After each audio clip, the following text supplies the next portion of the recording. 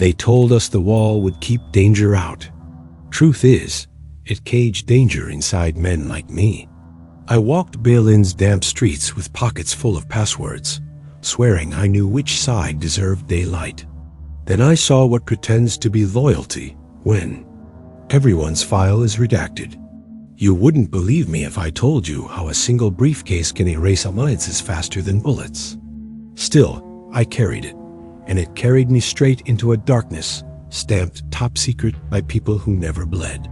For the stamp, my superiors swore curiosity kills, yet curiosity is the only thing that ever saved my skin.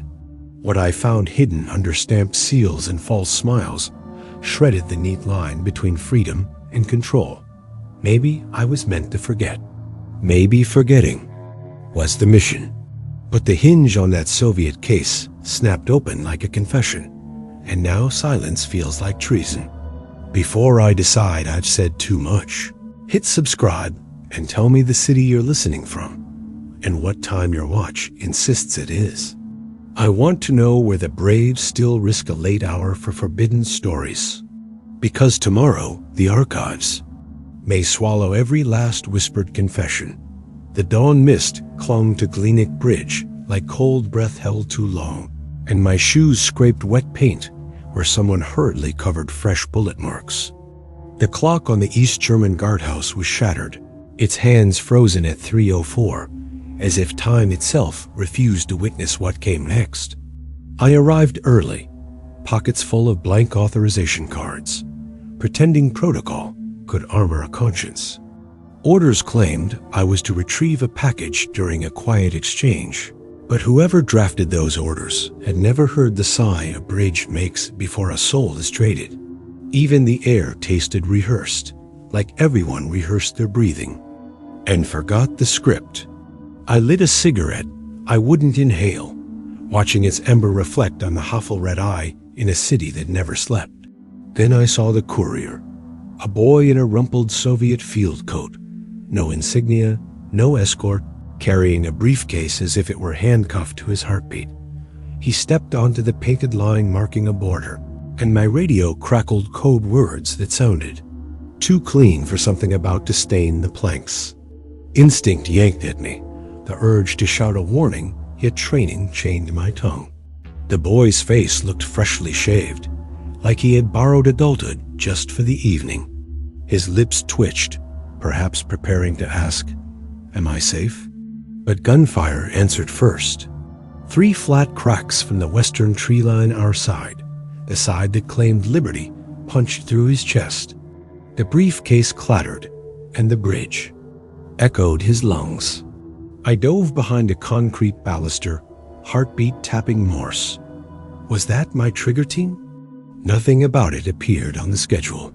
Amid the ricochets, I saw a shadow sprint from our parapet, scoop the case, then vanish toward the east, leaving the dying courier as evidence of nothing at all.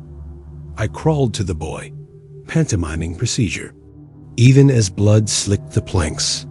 His eyes blinked in mechanical refusal, like broken pocket watches trying to restart time. He pressed something into my glove, a coin-sized metal disc, warm with the last of his pulse. Doctrine said secure, and report, the frayed corner of my conscience said understand. The disc was etched with numbers I recognized as frequencies reserved for our own encrypted network. I pocketed it moments before searchlights swept the scene. A voice from the Western Bank shouted my codename 1 I only used on sealed documents. I answered with silence. Sometimes silence is the last safe house for now. Sirens converged. An East German medic unit advanced holding stretchers like surrender flags. Our protocol forbade cross-border aid, yet the American captain on duty waved them through, pupils fixed somewhere beyond responsibility. The operation had pivoted from retrieval to erasure, and no one had bothered to brief the expendable asset. The bridge felt like a theater after closing only. The props remained, still bleeding. I pressed the disc against the cold steel of my pistol and swore there would be time to decode it later. Then I noticed every wristwatch on every soldier allied. Soviet German had stopped at precisely 3:05. Not coincidence. Whatever slept inside that case, now east of the river, had frozen time before stealing it. They ordered me to debrief at Clayley, but I slid south into the Tiergarten instead, boots crunching frost that didn't belong in May. My chest ached like I'd swallowed rust. I replayed the boy's half-formed plea, the radio's spotless codes, the shadow that knew the only hole in our spotlight net. I wondered who had signed the kill order, wondered if it was someone whose Christmas cards I still received, wondered if my own signature lay on a different page of the dossier, authorizing some future betrayal that would cancel my apologies forever, maybe. Somewhere between the still oaks I understood.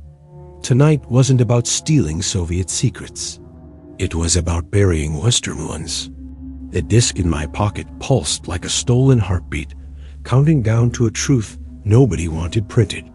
And that realization was just the first crack, though. That wasn't the worst thing we uncovered on that bridge. The briefcase lay exactly where the shadow had dropped it, hinge sprung, handle twisted like a broken knuckle, while medics zipped the Soviet boy into plastic nobody would ever claim.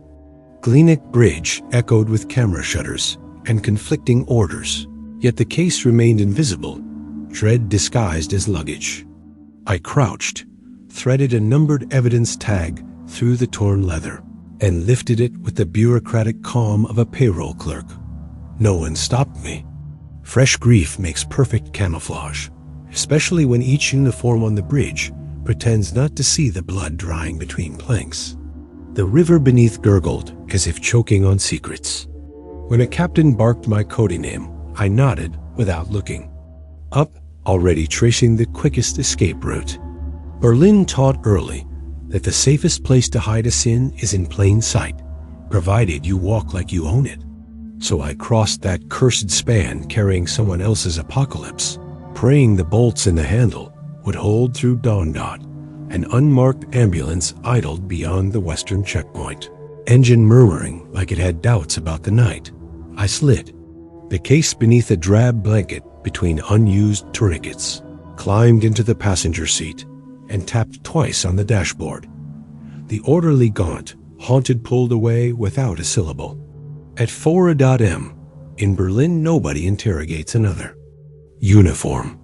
At the first traffic light I stepped out, leaving him nothing but exhaust and bewilderment. Königsallee slept except for dogs rummaging bins and snow arriving ahead of schedule. I ducked into a bakery preparing dawn rolls, borrowed the lavatory, locked the door, and balanced the briefcase on a chipped porcelain sink whose pipes groaned like they remembered the last war. The fluorescent bulb flickered interrogation white. I rinsed invisible blood from my hands, though none of it was mine, then stared at my reflection to confirm I still existed outside somebody else's report in their ledgers. One steady breath, then I popped the clasps. Inside lay a Soviet colonel's parade tunic folded with funeral exactitude. 3 reel-to-reel tapes wax-sealed like contraband psalms. A leather folder whose hammer and sickle stamp still glistened. And tucked underneath velvet lining, a photograph of 2 children constructing a sandcastle on a Baltic beach. The colonel on the bridge had been balding and gray. This uniform bore his name tag stitched yesterday, as if time obeyed other orders. I lifted the folder. Instead of documents, it contained carbon paper ghosts' impressions left after the reel. Pages were removed. Under the light, I could read fragments: counterbalance, quarantine, protocol vitra, and, repeated in English, do not open in daylight. A chill crawled from my spine to my gums. Whatever this package was, both sides had risked an unrecorded gunfight to trade it. Yet someone from our bank of the river fired first. I began to suspect the exchange had always been about bearing something, not retrieving it. I repacked everything, scrubbed crimson specks from the sink, and stepped outside as a black Volga nosed up. Major Collins, our liaison to the French sector, leaned over, eyes blinking Morse. Orders changed, he said. Charlottenburg safe house, no detours. He slid me a memo, every signature drowned in ink. Berlin drifted past in dark silence while he muttered fragments. Grigoriev agent? Custody compromised. When I asked who pulled the trigger, he replied, friendly enforcement, as though the phrase carried barbed wire. A mile before Kurfürstendamm, the sedan lurch tires shredded on nails. We skidded and clipped a lamppost. Collins shoved the case into my lap. Run west, he rasped, pressing his sidearm to my thigh as sirens closed in. I bolted down a U-Bahn stairwell, heart-tapping Morse. The platform sat deserted. A maintenance train idled, doors half open. I slipped aboard, crouched behind a bench and breathed in shallow sips. The train rattled forward. Suddenly the speakers purred. Passenger with the brown briefcase, please disembark. No conductors worked this shift. The voice came from the walls, following me like guilt with a loudhailer. I clutched the case, knowing the colonel never carried it. Somewhere ahead the tracks curled toward Charlottenburg, but fate rarely honors. Itineraries. Whatever breathed inside this box threatened more than borders. It rewrote definitions, and this was only hour 2 of Berlin's darkest night. For any soul, the safe house in Charlottenburg was nothing special from the outside peeling. Yellow stucco, ivy choking the mailbox, a light bulb forever flickering behind stained curtains. But inside, the walls sweated secrets. A shortwave scanner hummed like a priest refusing to confess. I entered through the back, passing 2 deadlocks and a floorboard that always creaked twice, never once. Langley called it Station Echo, but we never said that aloud. We called it the aquarium because once you were inside, everything felt watched and everything echoed. I placed the briefcase on the oak table that had once been a dining surface and was now an altar of paranoia. 2 agents sat waiting. Rourke, with nicotine-stained fingers and a gaze that measured loyalty like weight, and Eckhart, a German-American linguist who didn't trust people who laughed too easily. Neither stood up. That was part of the ritual. Acknowledgement without trust. Rourke broke the seal on the tapes. Found these in the lining? I nodded. Then we listened. No questions about clearance. No worry about contamination. Just curiosity with a death wish. The reel-to-reel spun slow at first, then a click, static. Then voices. Male, Russian accent. Female, East German, clipped but fluent. You are recording this? She asked. Yes, Langley insisted, he replied. I felt my throat tighten. Langley? The briefcase was supposed to be Soviet property. What the hell was our name doing on those tapes? Eckhart froze, his cigarette halfway to his lips. Play that again, he muttered. Rourke rewound. This time, I caught something else afaint. Beep in the background, timed like a metronome. Not part of the recording. A signal embedded within the signal. Coded. A second message under the first. Eckhart scribbled on a pad. Those tones? They're using a pulse width modulation. Not Soviet. That's our encoding. I stared at the tape. Then who the hell were they talking to? Nobody answered. The room held its breath. The conversation on the reel continued. Disjointed, as if spliced from multiple sources. Someone mentioned Kaliningrad transfer and third corridor overwrite. Another voice older, slower, unplaceable said, the American doesn't know yet.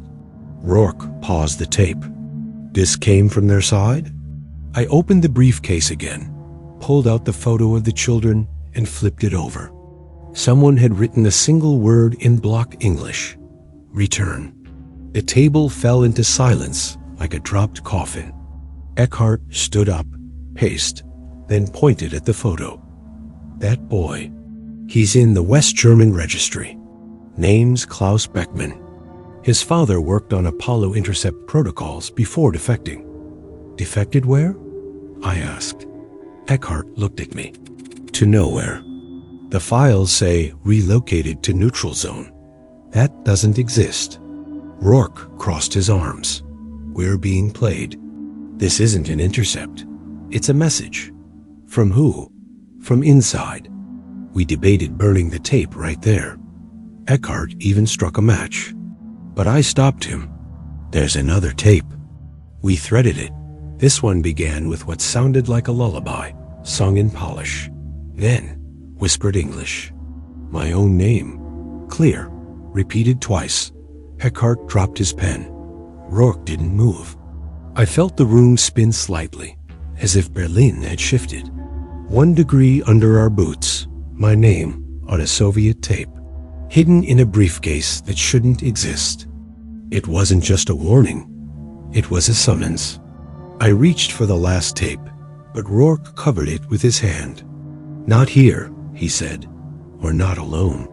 The floor creaked upstairs once, then again. A sound too measured to be a rat. I clicked off the power. We sat in full silence. Outside, a car door shut with surgical care. Then a knock. 3 times. A pattern we didn't use. I tucked the briefcase under my coat. Rourke nodded toward the back exit. Eckhart slid the first. 2 tapes into his coat. The third we left spinning, unplayed. A trap we didn't yet understand. We slipped into the alley just as the front door opened. I didn't turn to see who entered. Some truths feel more lethal when looked at directly.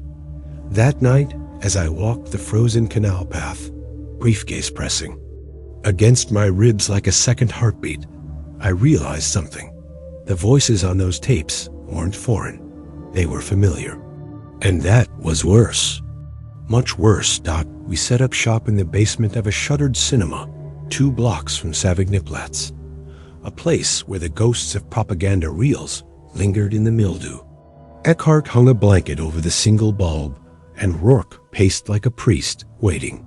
For a confession he already knew would damn the penitent. I laid the carbon sheets from the briefcase out on a scratched metal table.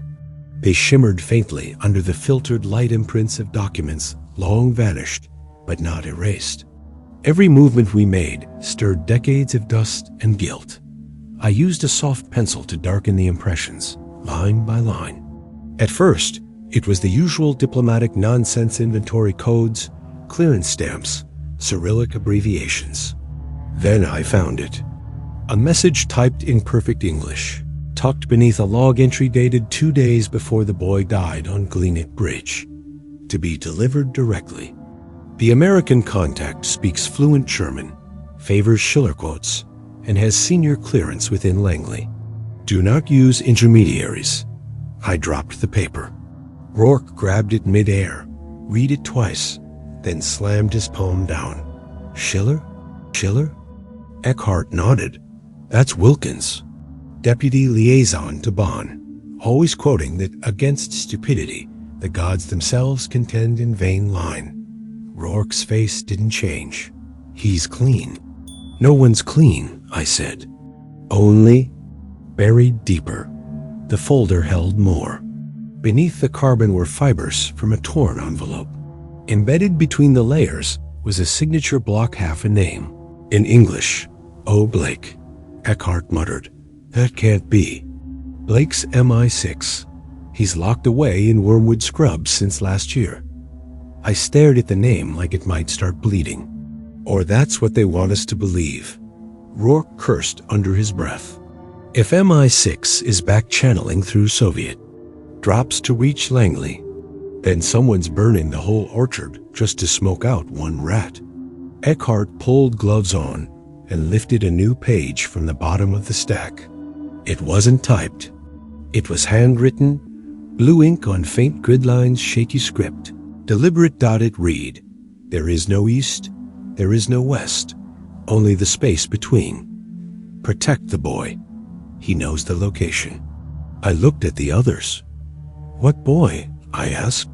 They didn't answer. But I knew. Klaus Beckman. The kid in the beach photo. If he was still alive. He had something they couldn't smuggle through wires or cables, something that had to be passed in person. And the colonel, on the bridge, he was delivering the wrong case. Or the right one too. The wrong hands. Then Eckhart found the final clue. Pressed lightly into a corner of the folder, barely there. A number .934-41-17. A phone number, I offered. Too short, Eckhart said. Too structured. This is a file code. Rourke disappeared into the storage closet. He returned with a dog-eared directory of intelligence index keys, something we weren't supposed to keep off-site. He flipped through the pages until he froze. His finger tapped the page 3 times. The code matched a Langley operation. Cody name. Glass bell status. Compromised. Asset unlisted. Location. Berlin. Western sector. Contact officer. Redacted. I leaned back in the metal chair, suddenly aware of the chill against my back. So it's ours, I muttered. All of it. The colonel, the tapes, the message, the body on the bridge. Ours. Rourke didn't speak. He just looked at the folder like it was a corpse. Eckhart lit another cigarette with trembling fingers. Then the bulb flickered again. We heard movement upstairs, soft, deliberate. Not like footsteps. More like furniture being returned to the position it was found in. Someone had been listening, and they were done now. We froze. Rourke turned off the light. We waited in darkness, breathing shallow, ears straining for patterns. Then, one soft knock on the basement door. Not 3, not a code. Just one. I held the briefcase tighter. Eckhart whispered, "They're not here for us. They're here for what we know now. We didn't open the door. We didn't need to. The folder told us enough. Whatever Glass Bell was, someone inside our own agency had just decided it was time to let it ring. I had the feeling the sound would hurt. We tracked the trail through records that didn't technically exist.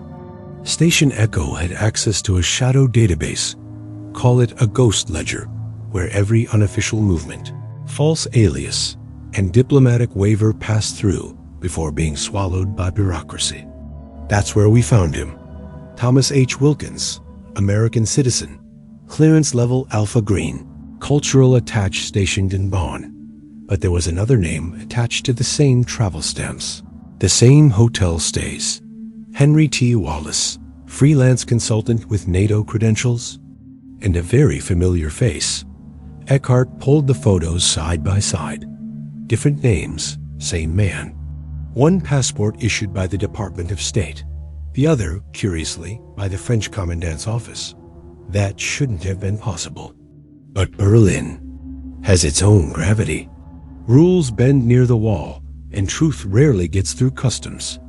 I stared at his picture hair too tidy, eyes too alert. He looked like a man who had never truly relaxed, not even at a funeral. Schiller quotes, I muttered. Eckhart nodded. He used to recite them when he drank. Claimed poetry helped him lie better. We located him in a records facility on the American side, a gray building tucked behind a propaganda museum nobody visited. I went in alone, briefcase chained to. My wrist symbolic, maybe, but comforting. The clerk handed me a visitor badge and pointed to the last office on the left. The hallway smelled like ink and resignation. He opened the door before I could knock. Agent Monroe, he said, with a smile that meant nothing. I hadn't used that name in 5 years. He gestured toward a chair. I sat but didn't take off. My coat. He poured scotch into 2 glasses, but only drank from his. What brings the cold wind of Claylee to my quiet tomb? I slid a photocopy of the 2 passports across the table. I want to know which one gets your mail. He didn't blink, just reached into his drawer and pulled out a 3rd passport, this one British. Tossed it between us like a dead bird. I collect them, he said. A man's got to be ready to evacuate his identity these days. I have a recording, I said. I assumed your voice. On a Soviet tape, mentioning Langley. He leaned back and exhaled through his nose, like a man used to being caught, but never held. We all say things in the dark we wouldn't say under fluorescent light, he said. That wasn't dark. It was planned. He sipped his scotch. Have you listened to the whole tape? I didn't answer. He took that as a yes. Then you know this wasn't about sides. It never was. East, West, just different languages for the same silence. I reached into my coat and placed the photo of the children on the table. Recognize them? He stared for a long time. Yes, he whispered. He was supposed to get out. Who? The boy. Klaus. The briefcase was his ticket. But someone rerouted it. Someone upstairs. Langley? He laughed softly. Langley doesn't know what Langley does anymore. Too many floors. Too many locks. I stood to leave. He didn't stop me. But before I reached the door, he said, if I disappear, don't look for me. And don't look for the boy. The truth doesn't want company. Outside, the wind had picked up. I walked back toward the checkpoint with the third passport burning a hole in my pocket. Back at Station Echo, Eckhart had traced the origin of Wilkins' NATO credentials. They were signed by someone who died in 1959, meaning they'd been forged. After death, or the dead man had signed something from beyond. Rourke just shook his head. He's not playing both sides. He is both sides. We didn't know what to call that yet. Double agent? No, that felt too clean. He wasn't a traitor. He was a system glitch wearing a face, and it was starting to look like the briefcase hadn't been passed by mistake. It had been aimed.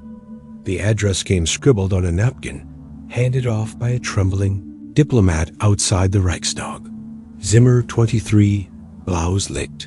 That was all. No explanation. No stamp of authority. Just a room number and a name that felt like code. Blue Light. Eckhart had heard of it. Said it was a defunct cabaret-earned brothel in Kreuzberg, once used by the French sector for off-the-record debriefings. That was their polite term for squeezing informants while hiding the bruises behind Velvet Dot. We arrived just after midnight. Rain glazed the sidewalks, and the red neon above the entrance blinked like it wanted to forget how to spell. Inside, A. Woman in sequins counted coins behind a chipped glass booth. She didn't ask questions, just nodded and buzzed us through. Rourke stayed in the hall. I went alone. The stairs creaked like old memories. Room 23 was exactly what you'd expect if you wanted to make someone feel both important and disposable. Plush chair, mirrored walls, and a single blue lamp hanging from the ceiling, humming like a dying wasp. He was already there, seated on the bed, Wilkins or whatever name he was using that day. No drink in his hand. Just a manila folder and the same quiet smirk he wore back in Bonn. You brought the case? He asked. I placed it on the floor between us. Depends what you're here to confess. He didn't laugh. Just opened the folder and laid out 3 photographs. Grainy surveillance shots. All of them showed people I knew. All of them dead. One was my former contact in Munich.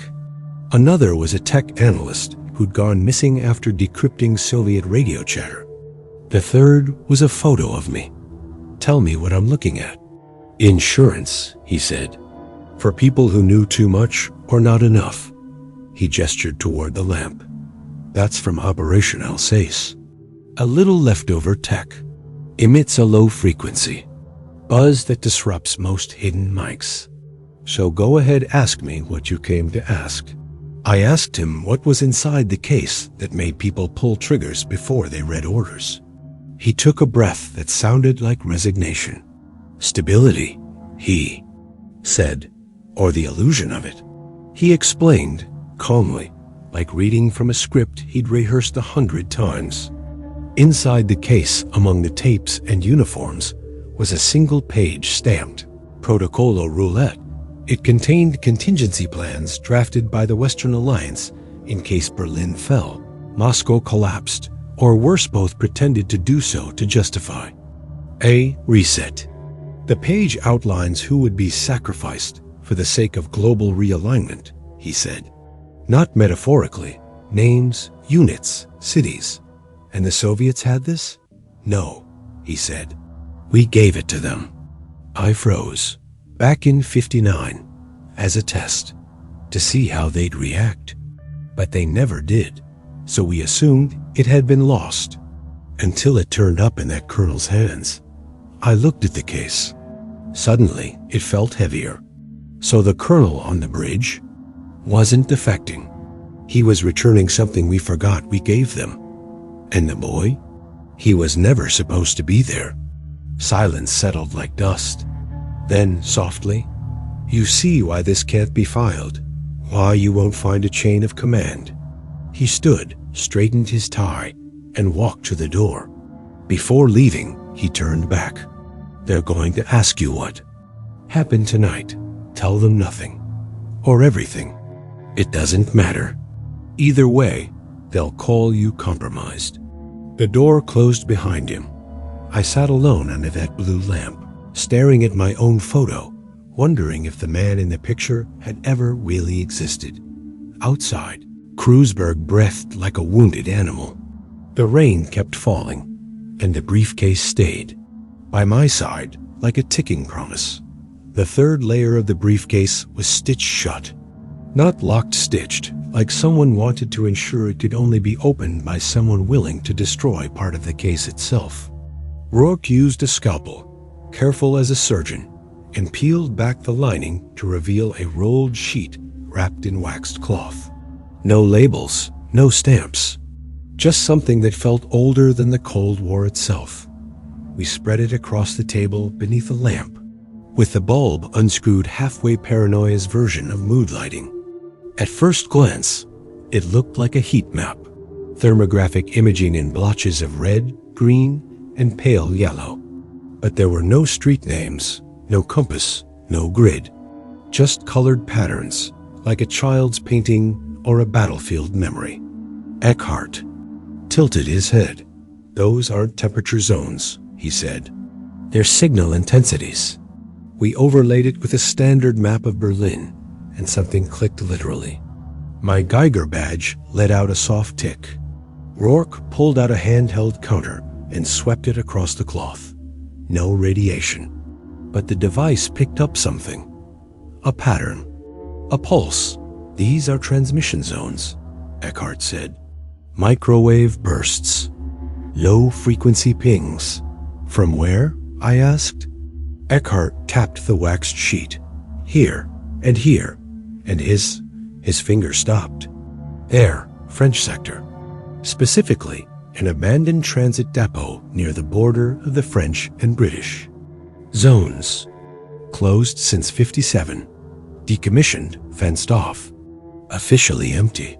But the heat map showed an intense cluster of signals centered beneath it. A perfect circular concentration, something artificial, something deliberate. Rourke whispered, they were building something under the neutral zone. Or hiding it, I said. The French sector had always been the quiet one. Less interference, fewer spies, or so we believed. But now it made sense. You don't bury a secret where the noise is loud. You bury it where nobody's looking. We stared at the sheet in silence. Then Eckhart pointed to a faint outline that had gone unnoticed, white ink, barely visible. It was a schematic, not a map, not a layout of streets, but of chambers, circular rooms, corridors, a central hub labeled gate. What kind of gate? I asked. No one answered. The air in the room felt thinner after that. I opened the briefcase again and checked the photograph of the children Klaus Beckmann and the unnamed girl. In the corner of the image, blurry but distinct, was a low concrete building with a French flag and a warning sign, Zone Technique. Xinterd dot. It was the same location. Same structure. The boy had been there. Or near it. The colonel had risked death to return a map we didn't even know we'd drawn. And someone in the West had tried to erase that knowledge with bullets. Rourke stepped away from the table. If this gets out, it won't, I said. Because it never happened. He nodded, but his hands were already shaking. We didn't say the word lab, but we all thought it. And we didn't ask what kind of gate could be built beneath. Berlin in the middle of a Cold War, where every inch of the city was supposed to be monitored, documented, and controlled. The French didn't answer our calls that week. Officially, their representative was on leave. Unofficially, a contact told me they'd cleared out 2 entire blocks of civilian housing near the depot. No explanation. No relocation records. Just a sudden erasure. That was the night I stopped asking for permission and started following. The map, I memorized it, then burned the original in an ashtray behind Station Echo, but the image stayed with me. Those concentric rings. That word, gate. Whatever they were hiding down there, it wasn't meant to be found by just anyone. And I had just become anyone. The envelope was hidden inside the briefcase's false bottom, wedged behind a metal plate screwed down with mismatched bolts. Eckhart had missed it on the first inspection. So had Rourke. But the uneven weight had nagged at me like guilt in a quiet room. I pried the panel loose with a butter knife, and there it was plain, unsealed, folded twice. No stamp, no markings. Just a child's uneven handwriting on the front. Para papa. Porcino valves. I froze. The paper was yellowed, edges soft from being handled, but not recently. I unfolded it slowly, careful not to tear. Inside, a crayon drawing, stick figures under a blue sky, and 5 lines written in childish Spanish. A language the colonel never used in our files. But the boy in the photo, the one at the beach, maybe he did. Te espero en el parque. No me gusta cuando te vas. Mama daiscu eres valiente. Yo digo que me haces falta. Estubillo es para. Que recuerds como se ríe el sol. Vuelve pronto. I read it again and again. Something inside me twisted, then broke. This wasn't intel. It wasn't leverage or codes. It was human. Painfully human. Rourke leaned over. What is it? I didn't answer. Just folded it back up and slid it into my breast pocket like it was mine to carry. Because suddenly, it felt like it was. Later that night, in the safe house, I pulled every record we had on the colonel. Nothing mentioned a son. Nothing mentioned a wife. Just postings, medals, clearance levels. And one transfer request that had been denied 3 months before he died. Reason. Conflict of interest. The next page listed a surveillance. Note. Subject made weekly visits to Volkspark Friedrichshain. Always alone. Occasionally sat near playground. The pieces didn't align until they did. I returned to the park the next day, briefcase chained to my wrist. I sat on the same bench, facing the same sandpit. A woman nearby watched me with suspicion, pulling her child closer. I didn't blame her. I looked like hell. After 20 minutes, a boy no more than 10 approached the bench. Blonde, serious eyes. He sat without looking at me. I was told to wait here, he said. By who? A man with a black coat. He said you'd bring a message. I didn't speak. Just reached into my pocket, pulled out the letter, and handed it to him. He unfolded it slowly. Read it. His lips trembled, but he didn't cry. That's my drawing, he whispered. How old were you? I asked. 5. He stood up. My father said not to trust anyone from either side. But he said one man might come. He didn't ask who I was. He didn't need to. He walked away, letter pressed to his chest. No security detail. No backup. Just a boy reclaiming something stolen from memory. That night, back at Station Echo, I told no one. Not Rourke, not Eckhart. I filed a false report. No additional contents recovered from briefcase. Because sometimes omission is the only form of mercy we have left. But the question stayed with me. How did that letter end up in a diplomatic case sealed by a dead colonel? Passed during a fake operation? Shot down before the trade even began? The only answer I had was this. Someone inside our own chain of command knew about the letter. And someone decided it wasn't just worth hiding. It was worth killing over. The call came through at 3:17. A.M. A time nobody uses unless it's bad news or betrayal. Station Echo had a red rotary line that never rang twice in one night. That morning, it rang 4 times. Rourke picked up. His face hardened, eyes narrowing like someone was counting the lies before they were spoken. He handed me the receiver without a word. A voice came through. Male, soft, measured, Polish accent.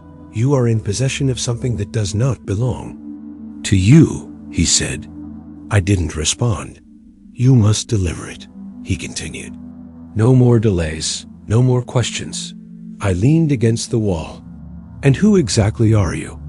I'm the last echo of a promise, he said.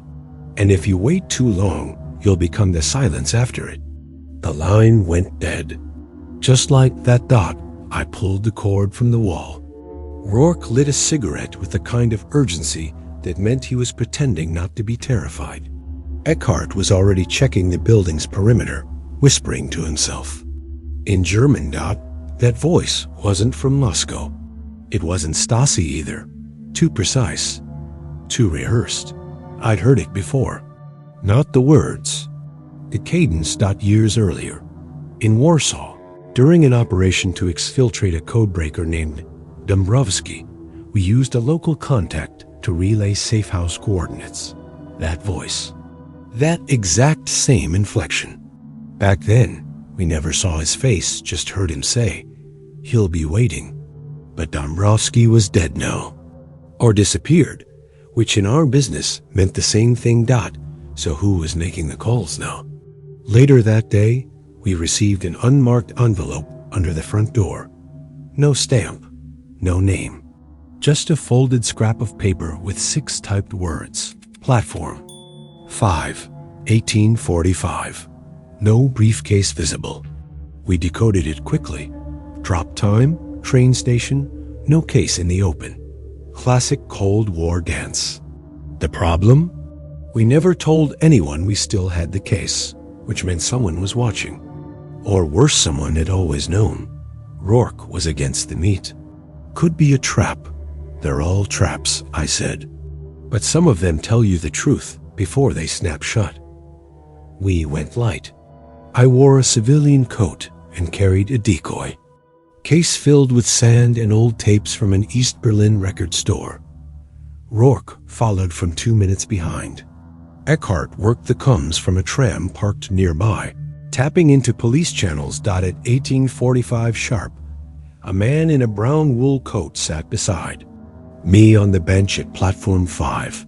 He didn't look at me, just spoke softly in English. I wanted the case, but now I want the man carrying it. I didn't blink. Who are you? I told you, I'm the Echo. You worked with Dombrowski. He smiled. No one worked with him. He was never meant to last, like any good decoy. He handed me a slip of paper and stood. Deliver it to the address within the hour, or the boy dies. My blood chilled. What boy? He was gone before I stood up. Back at Echo, the slip of paper revealed a set of coordinates outside the French zone, an alley between 2 shuttered factories, both supposedly owned by NATO logistics. And in the margin, piped upside down, this is the final exchange. No intermediaries. The Polish voice, whoever he was, had changed the rules. No chain of command, no authorization. Just me and the briefcase. and a silent threat against a boy I had only begun to understand. That night, I looked at my reflection in the dark window of Echo's kitchen and didn't recognize the man staring back. He looked like someone who had already chosen. And the choice? It wasn't between East and West anymore. It was between carrying the lie or becoming part of it. The cafe was called Augustinerstube, a quiet corner spot near the Friedrichstraße underpass, always too empty, always too clean. A place that didn't need customers because its purpose was never coffee. We used to joke that it brewed more secrets than espresso. That morning, it was just me, the briefcase under my coat, and a bell above the door that rang like a nervous tick-dot. He was already there?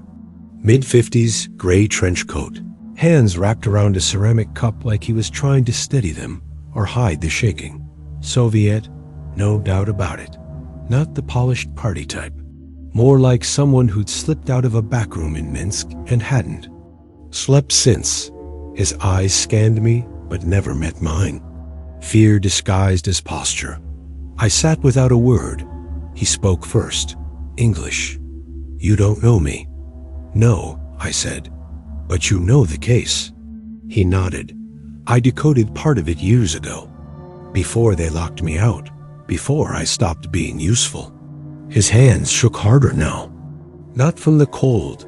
This was something deeper. Tremors from memory.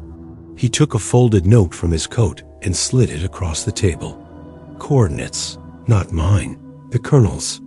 He was trying to undo something. But he didn't know how many layers. The lie had. I read the numbers. Recognized them. French sector. Same zone as the map. The central chamber. Gate. "Why are you helping me?" I asked. He looked down at his trembling hands. "Because I saw what the original test did to people. The psychological calibration trials. The prototypes. The loss of ... identity." He paused. It wasn't about surveillance. It was about disassociation. About turning people into ghosts before they die. I leaned back. The case at my feet suddenly felt like it was breathing. "I was told to deliver this to someone," I said. "Someone in Warsaw gave the order, said not to ask questions." He looked up for the first time. "That operator is dead. Has been. For years. If someone used his voice, it means they're inside your system now. Your structure is hollow. It's been speaking with someone else's mouth for a long time." We sat in silence as the waitress refilled our cups without speaking. She didn't even glance at the case. Then he said something I didn't expect. "I don't want asylum. I don't want protection. I want someone to listen." "To what?" I asked. "To what I did. What I let happen. He reached into his coat again. I flinched. He noticed, but only pulled out a cassette tape. A label in Russian. Echo 1. It's a recording of the first incident. 1958. French zone. A volunteer stepped inside the chamber. He came out speaking. 3 languages, none of them real. I didn't touch the tape. Some truths, once known, don't leave quietly. I was part of that team, he said. But I was young. I thought it was theory. I thought madness could be measured. I was wrong. He stood up. "Burn the map," he said. "Destroy the tape and forget the boy." Why? Because no one's chasing the briefcase anymore. They're chasing the people who understand. I stood too. "What's your name?" He smiled sadly. "I used to have one. Now I'm just a warning." He left without touching his drink again. I sat there 10 minutes longer, staring at the steam curling from my cup, wondering how many names I'd buried to keep breathing. When I finally stood, I realized the waitress had left a note on my saucer. Typed. Precise. "You were seen. You were heard. You are not alone." And for the first time in years, that terrified me more than anything. We planned the extraction like amateurs, pretending to be professionals, which, if I'm honest, is what most spy. Work was in Berlin. The protocols always sounded airtight on paper, until real people with bleeding pasts walked into the script. The mission was simple: get the Soviet deserter, the trembling man from the cafe, to Platform 3 at Anhalter-Bahnhof. He boards the last westbound train, case in hand.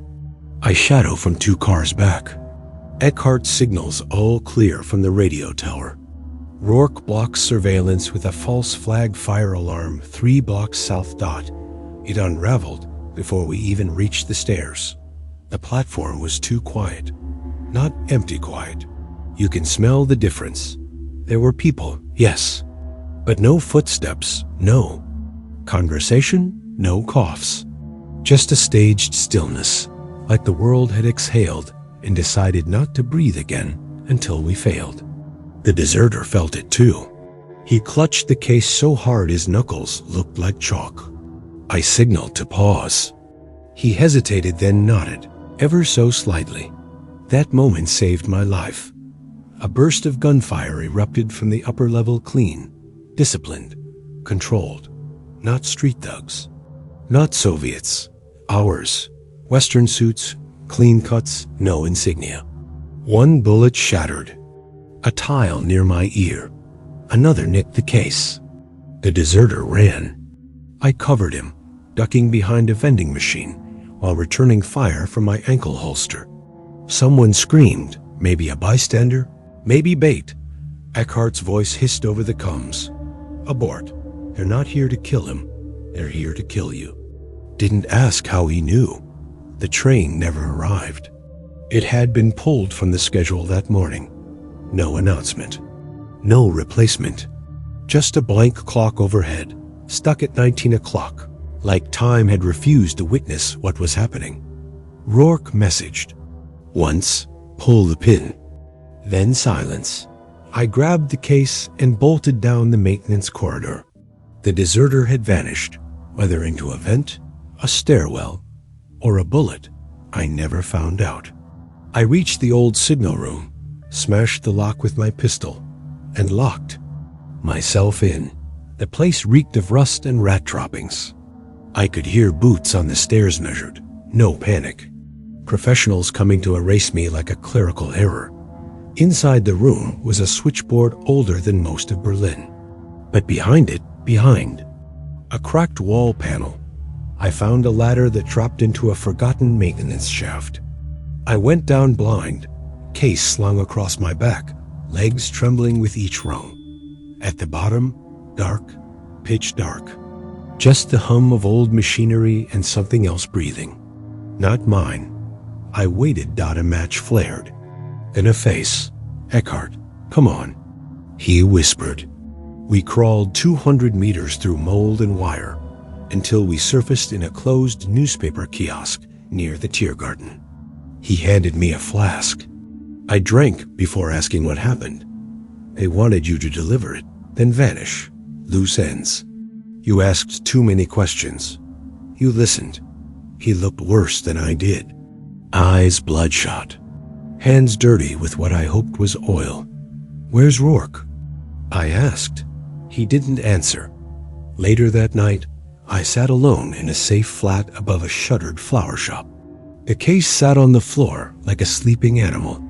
I stared at it for hours, then placed a single sticky note on its lid. Don't open unless you're ready to disappear. That train never arrived. But something did leave that station. Me, not the version they trained. Not the version who followed orders. Someone else. Someone who finally understood. This wasn't about secrets anymore. It was about who gets to remember. The thing about drawers is that they remember. Doesn't matter how many apartments you move through, how many aliases you cycle, or how many times you promise yourself you're done. The right drawer, at the wrong moment, opens like a wound. It was years later, different city, different name. I'd taken a clerk's job in Vienna, cataloging war archives nobody dared to digitize. Quiet work, dusty, safe, or so I believed. That night, I opened the drawer looking for a pencil. Found a folder instead. No markings, no agency seal. Just a weight I recognized before I touched it. You learn the feel of official lies. They radiate a kind of heat. I pulled it out. Inside, a copy of the original report from the Berlin operation typed. Translated, amended. Only I never filed that report. Not like this. There were fabrications, names I'd never written, times that didn't match, and phrases in my voice that I never said. But the worst part? My signature. Crisp, clear, forged so well. I doubted myself for a second. Underneath that, a page labeled Post-Operative Review, Protocol Glass Bell, dated 6 weeks after the failed extraction. It listed 3 successful replications of the chambers. Technology, 1 in Geneva, 1 in Denver, and 1 back in Berlin. It detailed effects, altered speech patterns, memory degradation, synthetic language formation, synchronized dream events, and a line I've never forgotten. Subjects retain no awareness of linguistic corruption. Observers risk contamination after prolonged exposure. At the bottom, a final notation. Subject 014, under observation. No breach expected. Handler unaware of contamination. Termination pending. My coding name was 014. I sat back, mouth dry, eyes burning. Somewhere along the line, I'd stopped being an asset and become a variable. Not a soldier. Not even a spy. Just data in a file, typed by someone who'd never looked me in the eye. I burned the folder, every page. Watched the edges curl like guilty tongues. But even as the ashes rose, I knew it didn't matter. If this copy had reached me, others existed. That night, I couldn't sleep. I turned on the radio, hoping for static. What came through instead was a child's voice, humming. Off key. Familiar. I turned it off. Then back on.